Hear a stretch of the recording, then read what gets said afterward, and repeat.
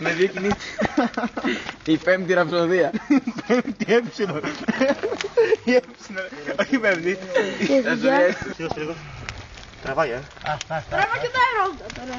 Ας το να τραβήξει πολύ και μετά. Τραβάει, τη βλέπετε, παιδιά. Και μετά φέρουμε αρέτα. Μετά θα πάρουμε αποδείξεις αύριο. Η κορυφή απάνω πρέπει να έχει τρύπα, για να μην είναι από έξω. Και τα ερώστατα. Για κάντε άκρη, παιδιά, εσύ, για κάντε. Την καμπάνα, ρε! Καμπάνα, ρε! Το έκανα και τούτο το χατήρι. Ωχ, εξαφανίζεται! Τι γυρνάει, μα τι πάτε, άσου και τώρα, ρε. Πολύ δεν είναι ωραία, φίλε. Την καμπάνα, Μήτρο Μπούκαλο. Σαν τι έτρεξε η καμπάνα, ρε.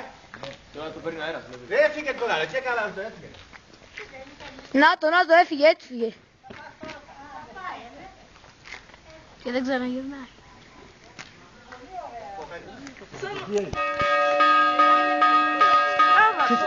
Εσύ ακούς, συνήθως θυμάσαι πήγαινε προς τα εκεί, όταν ήταν τα βουνά και το χάναμε.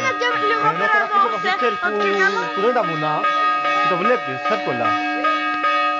Εγώ σου λέω πάντα θυμάμαι με το πήγαινε στα βουνά και χανόταν πίσω και λέει εντάξει έφυγε, ξέρω κάπου.